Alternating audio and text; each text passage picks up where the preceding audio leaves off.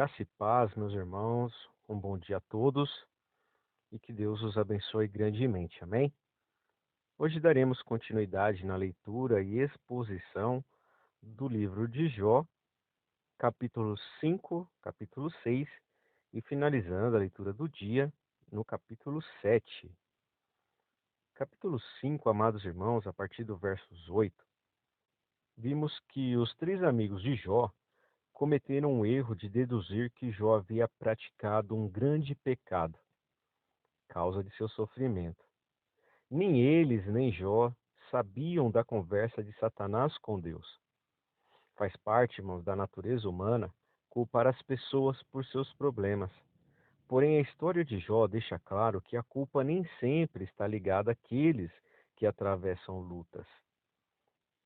Versos 13, mais tarde, Paulo citou parte desse versículo em 1 Coríntios, capítulo 3, versos 19. A única vez que Jó é claramente citado no Novo Testamento, embora Deus tenha repreendido Elifaz por dar conselhos errados a Jó, nem tudo o que ele dissera estava errado. A parte citada por Paulo estava correta. As pessoas são apanhadas em suas próprias astúcias. Isso demonstra que a Escritura precisa ser usada para explicar e comentar a si mesma. Precisamos, irmãos, estar familiarizados com toda a extensão da palavra de Deus para compreendermos de forma correta as partes mais difíceis. Nos versos 17 do capítulo 5, Elifaz estava certo. É uma alegria sermos disciplinados por Deus quando erramos. Entretanto, o conselho de Elifaz não se aplica a Jó. Como sabemos, desde o princípio do livro, o sofrimento de Jó não era resultado de um grande pecado. Entre os versos 17 a 26, vimos que as palavras de Elifaz demonstram uma visão da disciplina que tem sido quase esquecida. A dor pode ajudar-nos a crescer.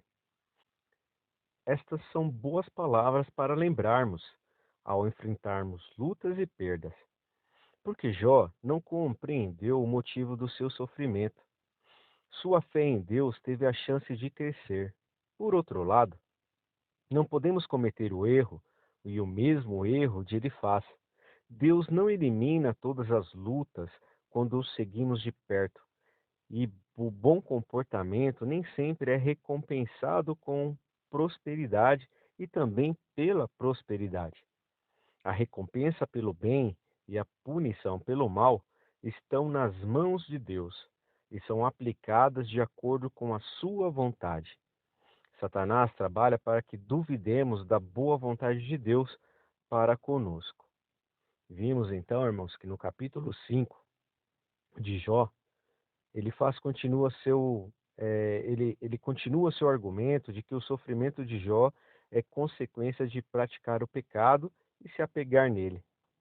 Para Elifaz, imaginar que a aflição atinge alguém sem motivo é uma grande loucura. Ninguém sofre sem causa, pensava ele.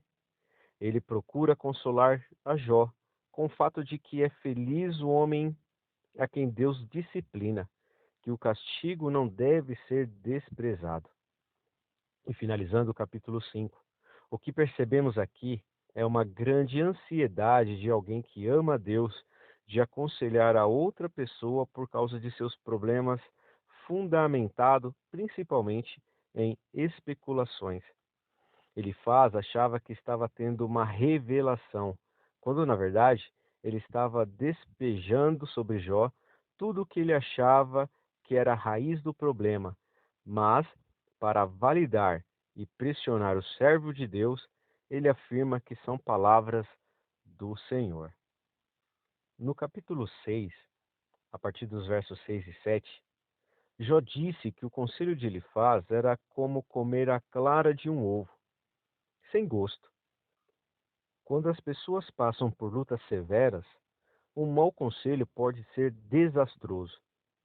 Podem até parecer educados, mas por dentro são perturbadores. Sejamos, irmãos, cuidadosos ao aconselhar os que estão atravessando lutas. Eles costumam necessitar mais de compaixão do que de conselhos. Dos versos 8 e 9 do capítulo 6. Em sua dor, Jó quis desistir para livrar-se do seu desconforto e morrer. Deus, porém, não lhe concedeu o pedido. Ele tinha planos maiores para Jó. Nossa tendência, assim como a de Jó, é desistir ao sair quando as coisas ficam difíceis.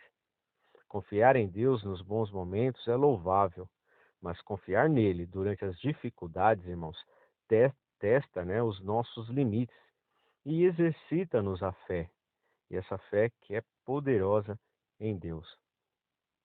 Dos versos 29 e 30 do capítulo 6, Jó referiu-se à sua própria retidão, não porque possuísse pecados, mas por ter um relacionamento correto com Deus. Ele não era culpado dos pecados de que seus amigos o acusavam. Outra interpretação do versículo 29 seria: minha integridade ainda permanece. Integridade, irmãos, aqui possui um significado diferente de sem pecado, como vimos em Romanos, capítulo 3, versos 23. Ninguém além de Jesus jamais foi sem pecado, livre de todos os pensamentos e atitudes erradas. Até mesmo Jó necessitava fazer algumas mudanças em suas atitudes para com Deus. Contudo, Jó era reto. Ele obedeceu a Deus cuidadosamente, dando o melhor de si em todos os aspectos da sua vida. Finalizando o capítulo 6, vemos que o aflito Jó vai começar a dar as suas primeiras respostas aos amigos. A Elifaz, ele diz que seu conselho é como clara de ovo, completamente sem gosto. Aconselhar alguém como Jó era muito difícil, visto o tamanho de sua aflição e a quantidade de infortúnios em que ele se envolvia. Muitas das vezes, há mais sabedoria no silêncio do que nas muitas palavras. Jó, então, irmãos, começa a defender sua integridade diante dos amigos e a dizer-lhes que não cometeu pecado algum para aquilo que lhe sobreviesse. O problema é que o sentimento de superioridade religioso, ele é pernicioso, perturbador e às vezes mau. Ele nos cerca a todo momento e na maioria dos cristãos ele tem encontrado lugar. A aprovação de Jó, irmãos, deve ser para nós uma referência. Vendo alguém em sofrimento e grande angústia, devemos evitar os julgamentos e suposições sobre possíveis causas. Com isso, não quero dizer, irmãos, que não devemos procurá-las, mas nem sempre elas nos entregam todas as respostas. Jó capítulo 7, a partir do versos 11, Jó sentiu profunda angústia e amargura e falou honestamente com Deus sobre os seus sentimentos, a fim de extravasar suas frustrações. Se expressarmos a Deus os nossos sentimentos, podemos lidar com eles sem explodir em palavras ou atitudes, possivelmente ferindo a nós mesmos e a outros também. Nos versos 12 do capítulo 7, Jó parou de falar com Elifaz e conversou diretamente com Deus. Embora tenha vivido uma vida justa, Jó estava começando a duvidar da importância de viver desta forma. Ao fazê-lo, estava aproximando-se perigosamente de sugerir que Deus não se importava com ele e que não estava sendo justo. Mais tarde, irmãos, Deus repreendeu Jó por esta atitude, e aí nós veremos isso mais à frente no capítulo 38, versos 2. Satanás, irmãos, sempre explora esses pensamentos para induzir-nos a esquecer Deus.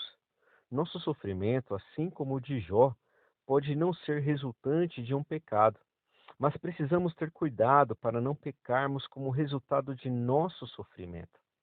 Nos versos 20 do capítulo 7, Jó referiu-se a Deus como um observador da humanidade. Ele estava expressando o seu sentimento de que Deus parecia um inimigo para ele, alguém que, sem misericórdia, observava-o retorcer-se em sua miséria, mas sabemos que Deus zela por tudo o que nos acontece, irmãos. Nunca podemos nos esquecer de que Ele nos vê com compaixão e não meramente com olhos críticos. Seus olhos são olhos de amor para conosco. Finalizando o capítulo 7, irmãos, vemos que o aflito homem de Deus abre seu coração e desabafa sobre sua dor. Ela é intensa e implacável. Ele não consegue mais dormir, tamanha é a angústia e a dor física que lhe atormentam. Ao contemplar o futuro, ele não tem a menor esperança e para ele a única solução viável é a morte. Ele conclui o capítulo com uma oração que revela a Deus sua impaciência. Pressionado pelas acusações dos amigos, ele pergunta ao Senhor se de fato é transgressão, porque Deus não o perdoa e o sara. Mas no momento permanece sem resposta. A grande lição deste capítulo, irmãos, é que devemos abrir o nosso coração para o Senhor Deus. Não importa o que seja, devemos dizer para Ele como estamos nos sentindo, com relação à vida, às decisões que Ele toma ou às circunstâncias que permitem em nossas vidas.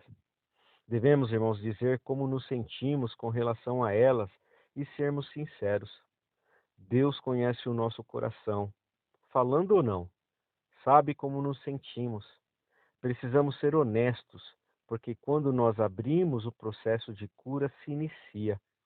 Jó não percebia, mas todas as suas dúvidas estavam sendo anotadas.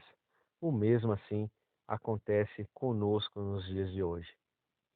E com isso, irmãos, nós finalizamos a leitura e exposição do livro de Jó, capítulo 5, 6 e capítulo 7. Desejo aos irmãos uma boa leitura, uma boa meditação nas palavras do Senhor. Amém? Fiquem com Deus e que Deus os abençoe grandemente e até amanhã, amados irmãos.